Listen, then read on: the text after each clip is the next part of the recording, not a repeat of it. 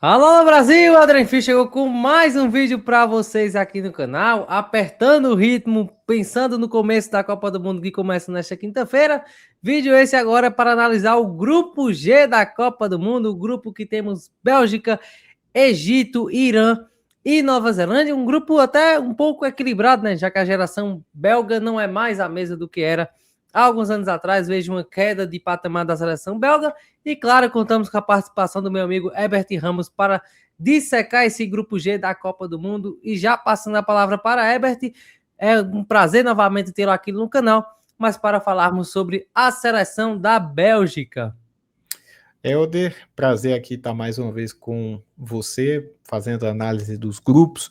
A seleção belga, ela passa por um momento difícil, porque não conseguiu fazer a transição de algumas peças que deixaram a seleção belga, e a gente está falando daquela geração muito promissora de 2014, que em 2018 consegue o melhor resultado da história da seleção com aquele terceiro lugar. Estou falando de um Vermaelen, que não joga mais. Estou falando do Alderweireld, que eu não sei se aposentou, mas caso ainda jogue, não é mais convocado. Estou falando do Hazard, que era talvez o maior expoente técnico daquele time, que esteve presente na última Copa, quando a Bélgica já foi mal, só que o Hazard também não está nem jogando. E outros jogadores que ainda são referências técnicas da Bélgica estão fisicamente muito abaixo e têm uma idade já avançada. Então, quando a gente olha para daqui a 4 anos, por exemplo, eu sei que a análise, o vídeo, é sobre a presença em 2026, nessa fase de grupos, mas isso impacta também no comportamento desses jogadores que já entregaram tanto para a seleção e não tem substitutos ao nível assim. Quando a gente olha, por exemplo, para o Thibaut Courtois, um jogador com mais de 30 anos, e que volta e meia acaba se machucando. É um dos melhores goleiros da história, mas é um goleiro com mais de 30 anos que talvez daqui 4, 5 anos não esteja mais jogando. Quando a gente olha para o Kevin De Bruyne, também é um jogador nitidamente em reta final de carreira. É um jogador que, por exemplo, teve uma temporada abaixo no Napoli, porque não conseguiu se adaptar ao estilo de jogo do Napoli e ao estilo de jogo do futebol italiano. Quando a gente olha para o Lukaku, é um jogador também que está saindo do Napoli, porque não estava sendo mais útil e também teve uma temporada muito abaixo. O Lukaku, que já passou por vários clubes da Itália, de repente vai acertar com outro clube italiano aí também. Mas é um Lukaku completamente diferente do Lukaku de 2014 e do Lukaku de 2018. Então é uma geração belga que se assemelha bastante à geração belga que não foi bem em 2022. Só que agora 4 anos mais envelhecida. Eu acho que a gente tem o crescimento de 3 nomes que aí eu vou colocar como as grandes esperanças da Bélgica. O Tielemans, que já fazia parte muito jovem daquele time em 2018, que eliminou o Brasil, em 2022 participou da Copa mais maduro e que agora chega no auge da carreira. O Tielemans foi o melhor jogador da Liga Europa, ele certamente um dos melhores belgas atuando, e já eu vou falar quem foi o melhor belga na última temporada, eu acho que o Helder já sabe, mas enfim, temos também o Leandro Trossard, um cara que é titular do Arsenal, campeão de Premier League. Não é um jogador muito vistoso, né? Então a gente aqui no Brasil que é acostumado com aquele ponta driblador, aquele ponta insinuante, o Trossard te ajuda com outras coisas. Ele te ajuda com assistências, ele te ajuda com movimentação, ele te ajuda abrindo espaço para o lateral atacar o corredor e ele poder trabalhar por dentro. Ele pode fazer tanto a ponta direita como a ponta esquerda, embora funcione melhor pelo lado esquerdo de ataque. E é um cara extremamente trabalhador, né? Não tem aquele Sim. nojinho de voltar para marcar, não. O Trussard pode estar muito bem na linha de escanteio da defesa, marcando o lateral. E ele é um cara que cresceu bastante no último ciclo. Sim. Isso a gente pode falar. Não chegou nem perto de ser o que o Hazard era, né? Até em questão de fator decisivo e tal, mas é um jogador que cresceu bastante. E a grande esperança da Bélgica, eu acho que não é mais Lukaku, que talvez nem seja titular, não é mais o De Bruyne, que também eu tenho muita dúvida de como vai chegar fisicamente. Eu acho que o grande nome da Bélgica é o Jeremy Doku. Jeremy Sim. Doku foi o grande nome do Manchester City na temporada, um City que foi campeão da Copa da Inglaterra, um City que foi vice-campeão inglês. é o Manchester City de fim de ciclo do Guardiola, e talvez lá na frente, quando a gente lembrar do último ano do Guardiola, a gente vai lembrar de Jeremy Doku. O cara da jogada individual, o cara do drible, o cara que na reta final da temporada também melhorou bastante as finalizações. Então ele virou um cara que dá bons passes, um cara que faz bons dribles, que dá boas arrancadas, que ataca a profundidade. Se você der um passe na frente, ele vai atacar o espaço vazio, e um cara também fazedor de gols. Eu acho que a Bélgica deposita muito da sua esperança em Jeremy Doku. Até tem uma questão, né? Será que Jeremy Doku e Leandro Trossard vão jogar juntos nessa seleção? Porque isso exige que um dos dois seja deslocado de lado. Você vai colocar o Trossard para jogar pela direita, e aí você vai improvisar o Trossard. Talvez o Doku, improvisado pelo lado direito, renda melhor e o Trossard no auge dele. Mas como é que você vai fazer? A Bélgica muitas vezes usa o De Ketelaere por um lado, né? Então é outra opção. Tem algumas opções a Bélgica, mas eu acho que no fim das contas a preferência vai ser por deixar o que hoje é o craque do time, o Jeremy Doku, fazendo a posição dele, que é justamente a ponta esquerda, e tentar aproveitar o grande momento do Tielemans e uma jogada ou outra do De Bruyne, que eu acho que mesmo no sacrifício o De Bruyne deve ser titular dessa seleção. É uma geração belga que, se cai em um grupo mais complicado, tinha grande chance de não passar de fase, porque também teve suas complicações aí ao longo do ciclo, como a Bélgica cai em um dos grupos que, para mim, é um dos grupos mais fracos da Copa do Mundo, tem chance de passar. Como você falou, né? O fim da badalada geração belga que foi terceiro colocado lá na Copa do Mundo 2018, eliminando o Brasil, né? Acho que temos pouquíssimos remanescentes, né? Como o Courtois, o De Bruyne, o Lukaku. Ainda tem o Meunier, que talvez ainda seja o lateral direito da seleção belga durante a Copa do Mundo. Tem o Wirtz, o Axel Wirtz, que hoje está atuando no Girona, né? Já em fase final de carreira. Então, são pouquíssimos jogadores. É realmente uma transição, né? Já não tem mais o Eden Hazard, que teria idade para fazer sua última Copa do Mundo? Sim. Porém, as lesões no Real Madrid, ele preferiu se aposentar ao final da temporada 2022-2023, né, quando ele sai do Real Madrid. Mas assim, é uma seleção do Rudi Garcia, que é um time muito posicional, sabe? Muito, muito posicional. É um time que gosta de jogar com a bola, como você falou. O Jeremy Doku é o melhor jogador disparado assim hoje da seleção belga, porque, claro, não sabemos as condições físicas do Kevin De Bruyne, né? Volta e meia ele tem problemas com lesão. Foi uma temporada atrapalhada dele no Napoli, por exemplo, com algumas lesões, então a gente não sabe. O Lukaku não é mais o mesmo Lukaku que, por exemplo, atrapalhou a defesa do Brasil lá em 2018, então são bons nomes, né? A gente vai lembrar da Copa do Mundo 2018, que o Lukaku perdeu gols inacreditáveis e a Bélgica ficou no meio do caminho. Claro, como você falou, tem bons nomes como Tielemans, Saelemaekers, eu gosto muito de Ketelaere também, então é um time legal, assim, eu acho que a Bélgica cai de patamar nas últimas duas Copas, mais 2018 do que 2022, é uma seleção top, que podia até, dependendo de um mês muito bom, ganhar a Copa do Mundo, mas é um time que prefere atacar no 4-3-3, né, já indo para a parte tática, e defendendo no 4-4-2, e aí eu creio que se jogar o Doku e o Trossard, creio que o Trossard, como eu tinha comentado, né, que não tem nojo de marcar, deve ser esse cara pela ponta esquerda fechando a última linha, com o Doku e o Lukaku ou o Saelemaekers mais soltos, livres de responsabilidade de marcar, mas é um time muito posicional, sabe? Os times do Rudi Garcia são times muito posicionais. Quem vê times posicionais jogando entende que é um time, muito, às vezes muito previsível, né? E o que é que tenta fazer a Bélgica? É abrir dois caras pelo lado, né? Você abre um cara no lado esquerdo e no lado direito, colado mesmo na lateral para espaçar a defesa, porque a ideia da Bélgica, e claro, isso aí você aproveitando o melhor do Jeremy Doku, de que você abre pelos lados para cruzar na área, seja para os centroavantes, para os camisas novos, ou para os meio-campistas que vão chegando com infiltrações. Então, é uma Bélgica muito posicional, que tem como a sua jogada principal essa de lotar a área para buscar um cruzamento para o centroavante ou um cruzamento para trás, porque é mais ou menos a jogada chave assim dos times posicionais do Rudi Garcia, sabe? Então, é uma Bélgica enfraquecida, obviamente, né? A gente tem nomes como o Timothée Castagne na defesa, não é mais como era Kompany, Vertonghen, Alderweireld, não, é uma defesa mais fraca, né? A gente não sabe como vai estar o Meunier. Então, se em algum momento tivemos zagueiros de times tops do mundo,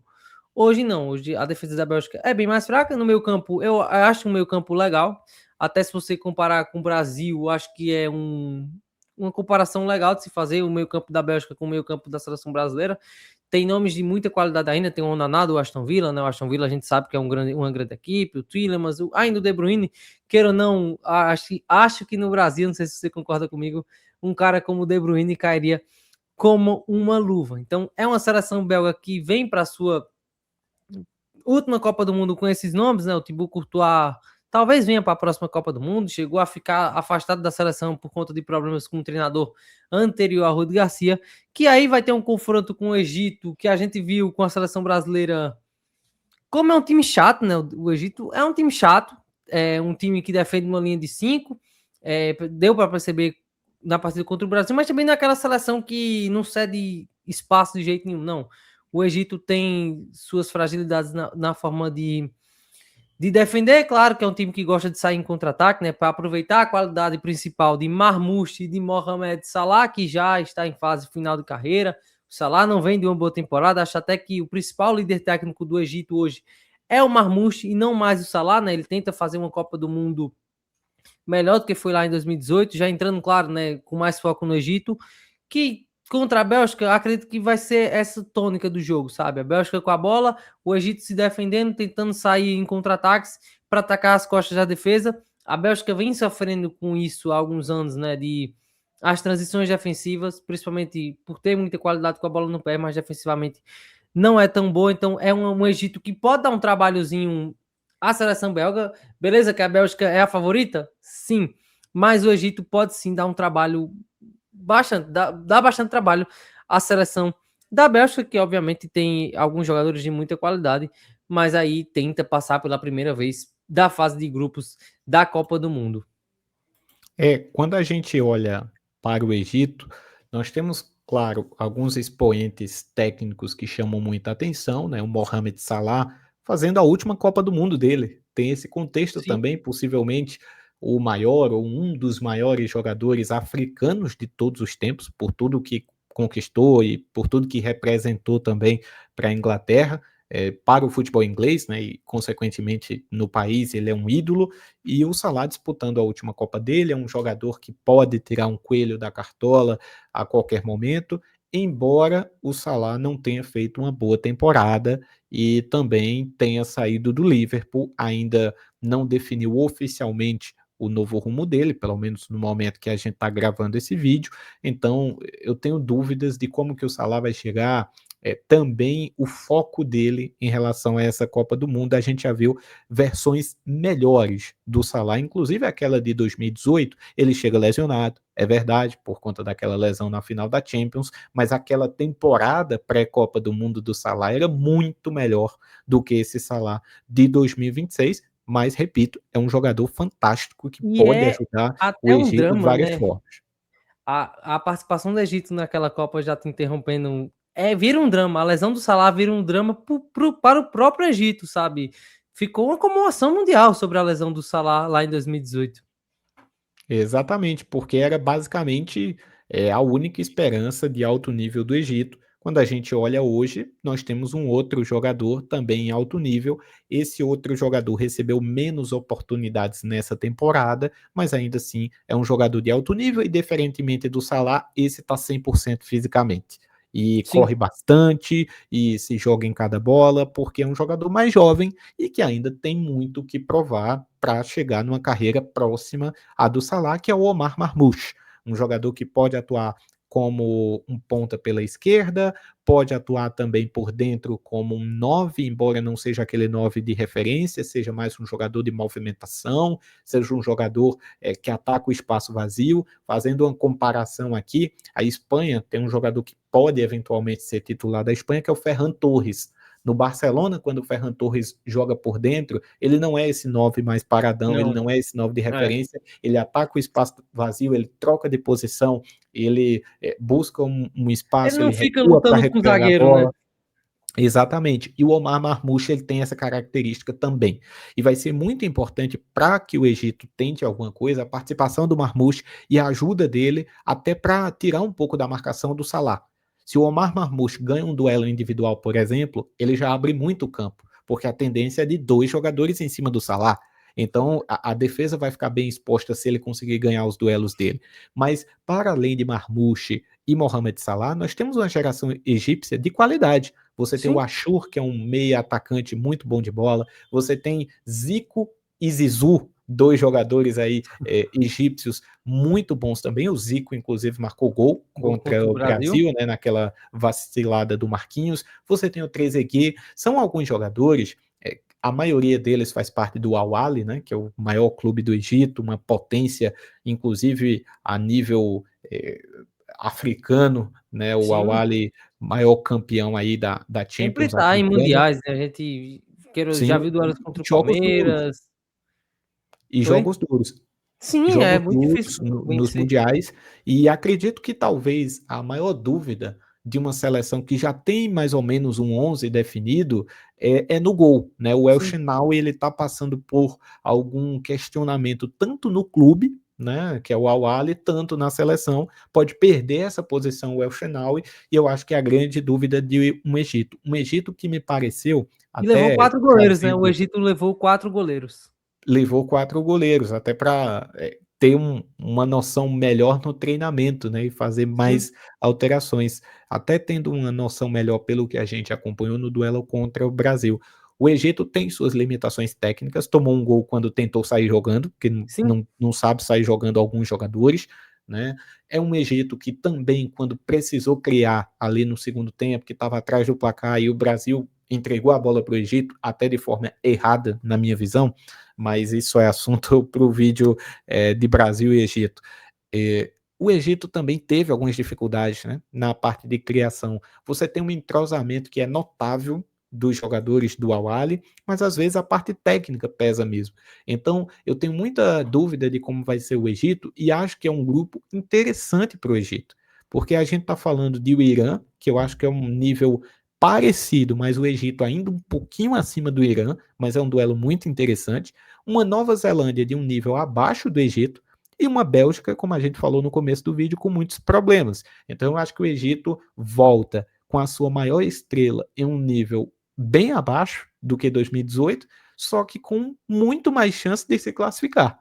E aí eu acho que para o Egito se classificar para um mata-mata de Copa do Mundo é uma baita despedida para o Salah e é um baita feito dessa geração que, se daqui a 4 anos o Egito revelar mais 2, 3 jogadores aí nas principais ligas, esse time já vai ficar mais interessante. Talvez a gente já fale que o Egito será o novo Marrocos, por exemplo. A gente está esperando a Copa boa do Marrocos, sim. talvez na próxima Copa seja o Egito. Mas eu acho que o Egito tem chance sim de se classificar e deve brigar pela classificação com o Irã por essa segunda vaga. O Irã, que é um time também que tem jogadores que atuam, muitos deles nos mesmos clubes, né? Clubes seja do Irã, seja ali do Oriente Médio, de forma geral. Então são jogadores que se conhecem. Tem o fator do calor, né? Que pode beneficiar indiretamente o Irã por já estarem acostumados a jogar.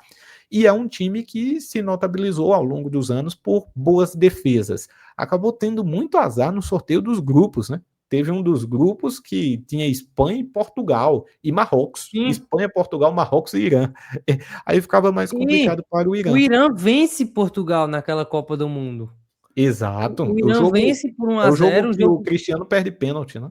isso, é um jogo que é 1 a 0 para o Irã, uma jogada de lateral, né? O famoso latereio. O Irã abre o placar, Portugal não consegue arrumar nada.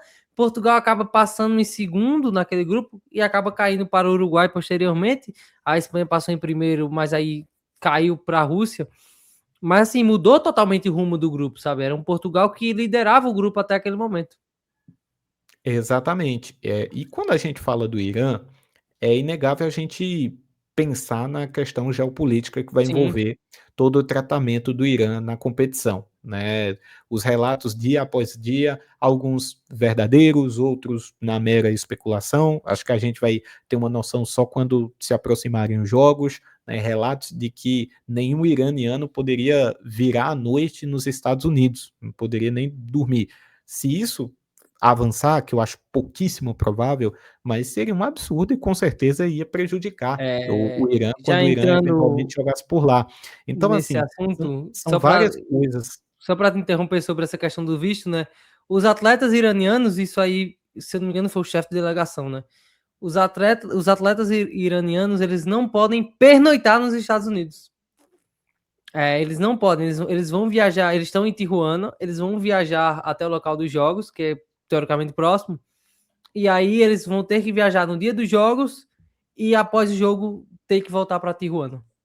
É uma loucura, né, loucura Não, e assim, não, acaba atrapalhando toda a logística de preparação, sabe. O Irã, a que era atrapalha para estar muito. nos Estados Unidos há 2 semanas, não teve condições. E tem toda uma questão de adaptação ao gramado e tal, Sim, que é o menor dos problemas, tá, quando a gente olha num contexto macro. Mas, falando sobre futebol, tem adaptação ao gramado, descanso dos jogadores, tem muita ao coisa aí, clima, que e tá um e calor tem insuportável nos Estados Unidos.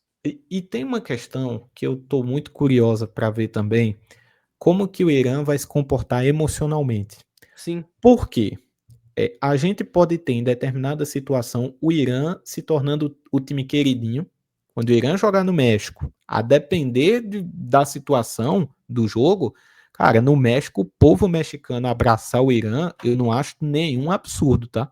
Nenhum absurdo. Agora, por outro lado, o Irã também pode ser o time mais vaiado da Copa do Mundo. Eu acho que é uma possibilidade bem real. Se o Irã joga nos Estados Unidos, olha, eventualmente pega um time que tem, a preferência do povo americano, a chance do Irã, ter o hino vaiado, sabe, são uma série de questões ah, por deixa conta eu de ó, de coisas ajudou maiores. muito a logística, desculpa te interromper novamente, mas ajudou muito a logística, porque o Irã hoje está em Tijuana, fica o quê? 1 hora de Los Angeles. E os dois primeiros jogos do Irã é em Los Angeles e o terceiro é em Seattle, que aí já é um pouco mais afastado, mas é um Irã que tem toda a questão de tensão que vai existir nos jogos do Irã nos Estados Unidos, sabe? O Irã até tentou deslocar os seus jogos dos Estados Unidos para o Canadá ou para o México, mas a FIFA não mudou. Então tem essa série de questões, né, como é que o Irã vai reagir se o hino do Irã for vaiado? E dentro de campo, como é que o Irã vai reagir quando ele tomar o primeiro gol e o time for vaiado? Como é que o Irã vai reagir quando ele fizer um gol e, eventualmente, os jogadores que marcarem gols talvez façam protestos na hora da comemoração? Sim, Talvez esses jogadores, a depender do protesto, fiquem suspensos do jogo seguinte, porque a gente sabe que a FIFA já puniu alguns protestos que envolvam motivos políticos. Então, de forma geral, eu acho que a tensão toma conta desse time do Irã, que até parece um time organizado. Quando a gente pensa em classificação de segundo colocado e de melhores terceiros, a gente pensa em times que, nesse grupo, façam muitos gols na Nova Zelândia. E aqui eu pego os últimos jogos do Irã: 5-0 sobre a Costa Rica, 3-1 sobre Gâmbia e 2-0 sobre Mali. São seleções que não estão na Copa do Mundo, são um nível muito abaixo, sim. mas pelo menos nessas partidas que o Irã se colocou para disputar e para preparar o seu elenco, o ataque funcionou. E talvez o ataque seja o fator diferencial para o Irã conseguir uma boa vitória sobre a Nova Zelândia. É um time que estava se estruturando, mas que tem várias questões aí que podem acabar atrapalhando e tirando o Irã dessa zona de classificação. Quem pode atrapalhar, principalmente se conseguir tirar pontos ou marcar gols contra o Irã, é a Nova Zelândia, que é o time mais fraco do grupo. Estou até de cinza aqui em homenagem à Nova Zelândia, mas assim, é uma seleção de poucos jogadores nas principais ligas, é uma seleção que historicamente não tem grandes feitos na Copa do Mundo, que pega um grupo que eu acho que todo time do nível da Nova Zelândia sonha em pegar um grupo como esse, porque o Irã tem todas essas questões, a Bélgica, a gente já falou dos problemas da Bélgica, e o Egito não é nenhum super time. Então, para Nova Zelândia é a chance da vida. Agora resta saber como que a Nova Zelândia vai interpretar essa chance da vida. Vai jogar para cima? Vai tentar dominar os adversários e deixar a defesa mais exposta? Vai jogar com linha baixa e dar a bola para as equipes adversárias que já são naturalmente melhores, tecnicamente? Eu acho que a gente tem algumas dúvidas sobre a Nova Zelândia, mas no fim, talvez a qualidade técnica e também a questão do clima vão acabar atrapalhando a Nova Zelândia. 90% dos jogos na Nova Zelândia são à noite, em um clima que às vezes fica tão frio que o jogo para. E agora a situação vai ser completamente diferente. Os jogos podem ser até à noite, mas um calor absurdo, sem contar o nível técnico. Eu acho que a Nova Zelândia deve sofrer nesse grupo, embora das equipes com um nível semelhante à Nova Zelândia, talvez ela seja com mais chance de pontuar, porque a gente olha o Haiti no grupo do Brasil, não é uma seleção aí que talvez pontue, mas a Nova Zelândia, até pelo nível abaixo, pode conseguir alguma coisa. Nos últimos jogos, a Nova Zelândia tem feito duelos duros. A gente pega aqui, perdeu para a Polônia por 1-0, perdeu para a Austrália 3-1, aí ganha, perde para a Austrália novamente por 1-0, aí ganha da Costa do Marfim, que vai estar na Copa do Mundo por 1-0, ganha por 7-0 do Fiji, enfim, aí perde para o Haiti 4-0, aí é uma derrota mais preocupante. Mas alguns resultados interessantes aí da Nova Zelândia, que é um time muito frágil e, na minha visão, vai ficar na lanterninha, viu, Helder? Antes de entrar em mais detalhes sobre a Nova Zelândia, queria destacar um fato sobre o Irã em relação a toda essa questão. O técnico do Irã não tem visto. Ele não vai poder acompanhar o time nos jogos da seleção, porque ele ainda não conseguiu seu visto. A FIFA já soltou nota agora há pouco, meio que lavando as mãos, porque também um dos principais árbitros da competição, né, o árbitro da Federação Africana, não conseguiu seu visto, então a FIFA meio que lavou as mãos. Então, você vê a questão do Irã numa Copa do Mundo, que é uma seleção organizada, como você falou, né? Que tem o Taremi como sua principal arma, como sua principal peça. O Taremi, o centroavante do Olympiacos, muito bom centroavante, jogou muito tempo no Porto, então pode dar um trabalho. O Irã se defende.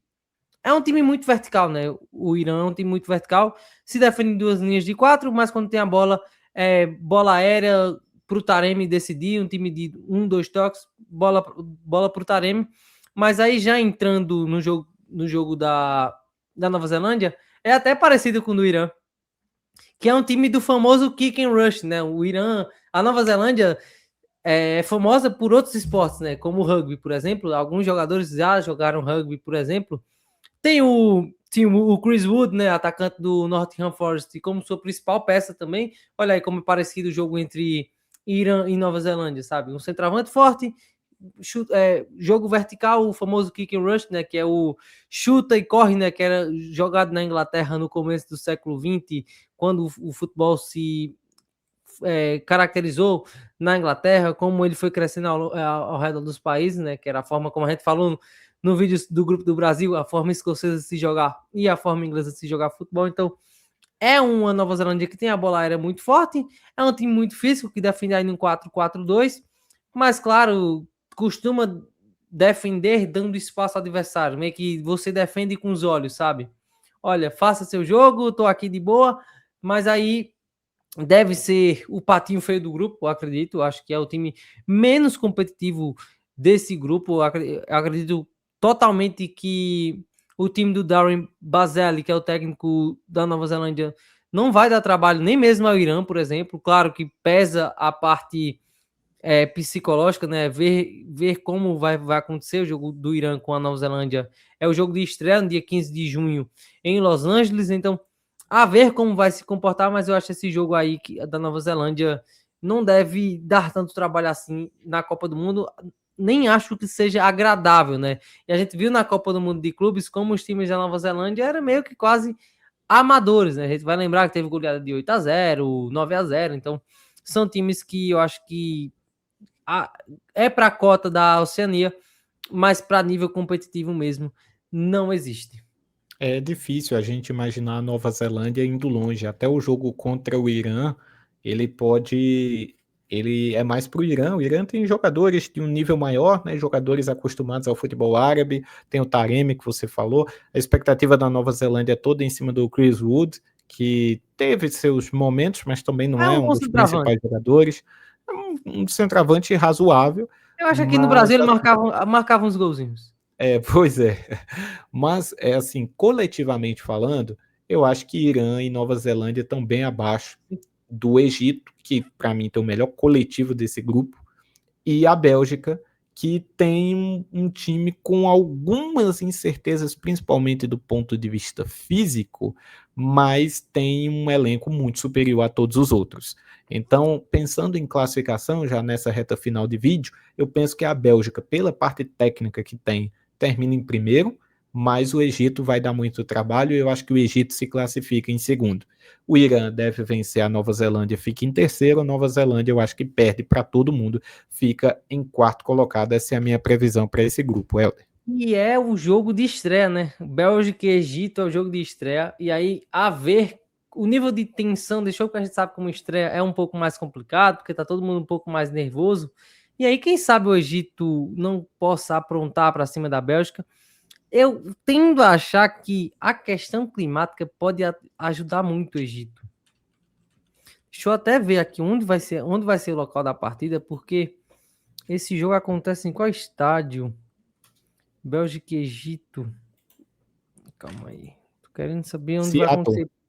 Em Seattle, né? Então, campo aberto, um calor insuportável. A gente sabe como é calor nos Estados Unidos nessa época do ano. Então, quem sabe aí o Egito não possa dar um trabalho à seleção belga e aí, quem sabe, passar em primeiro, né? Seria a grande Copa do Egito, que acredito que uma vitória nesse grupo deve garantir a sua vaga para a fase 16 avos. Eu acredito que a depender desse jogo, mas ainda assim acho que a Bélgica passa em primeiro, o Egito em segundo, o Irã em terceiro e claro que a Nova Zelândia em quarto. Apesar que, Herbert, antes de finalizar o vídeo, eu queria perguntar, você sendo o Irã, você iria para a Copa do Mundo? Porque toda essa questão de visto, de logística, eu acho Eu, que estamos aí há 3 dias da Copa do Mundo. Para o Irã seria mais incrível desistir. eu acho que eu não vou entrar no mérito aqui, porque, enfim, a gente passaria horas debatendo aqui geopolítica e tal, mas eu, se fosse o Irã, não iria para a Copa do Mundo. Eu Eu não também não. iria. Eu Eu e deixaria a bomba, entre aspas, na mão da FIFA, sim, a desorganização total para a FIFA resolver, e seria muito complicado em cima da hora resolver. Vai como fazer o não, quê? Vai fazer então é isso. uma repescagem em cima da hora, É vai isso, fazer um assim, grupo com três, mas aí um grupo com três podendo passar os melhores terceiros. Numa dessa o time perde, só que os outros terceiros estão mal, o cara termina em último e passa. é, Então, assim, e eu, assim, se fosse o vê, Irã, não iria para a Copa do Mundo. esse assunto vem sendo debatido desde o momento que se estourou a guerra, mas vê a situação, a FIFA não conseguiu, eu acho que a Copa do Mundo nem começou, mas ela já é um fracasso. A FIFA não conseguiu resolver os problemas políticos que ela deveria, pelo menos essa questão de vista, a FIFA lavou as mãos, e eu acho que, olha a bomba que seria o Irã, há 3 dias da Copa, vamos supor, no dia da sua estreia, o Irã diz assim, olha, não vamos jogar. E aí? E aí, o que, é que a FIFA ia fazer, sabe? Porque não vai haver mais tempo de você reunir outras seleções. Olha, vem tudo no lugar, sabe? Então, seria uma bagunça total a nível comercial também. Então, se eu fosse o Irã, não disputaria a Copa do Mundo.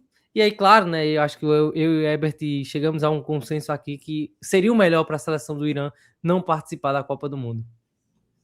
É isso, concordo com você. Eu, se fosse o Irã, não participaria, até porque, assim, participar tem um lado também de você mostrar o orgulho nacional, você poder homenagear o seu país, você poder fazer um protesto, mas eu nem acho que o Irã vai passar. Então, ter todo esse perrengue e ainda voltar desclassificado, eu acho que no fim das contas não compensa. Mas aí, claro, né? Uma participação e uma vitória do Irã, acho que teríamos talvez o momento mais espetacular da Copa do Mundo. Eu acho que o Irã vencendo uma partida nessa Copa já se classifica como o momento da Copa, sabe? Então, ficaremos no aguardo. Chegamos ao vídeo análise do grupo G da Copa do Mundo. terça, quarta, teremos mais conteúdo para vocês, né? Então, estamos aí programando esse sprint final para vocês chegarem na Copa do Mundo com os grupos da Copa, com as análises, com os jogadores na ponta da língua, porque é isso, pessoal. Chegamos na semana da Copa do Mundo, então estamos muito felizes. Foram 3 anos e meio aí de espera. E claro, chegou o mês mais legal que acontece. Herbert, tem um escritor argentino que diz que é muito melhor contar a vida por Copas do Mundo. Então vamos lá para a nossa sexta Copa do Mundo. É isso, pessoal. Se inscreve no meu canal, se inscreve no canal do Herbert, que tem muito conteúdo para vocês nesta Copa do Mundo. Valeu e até a próxima!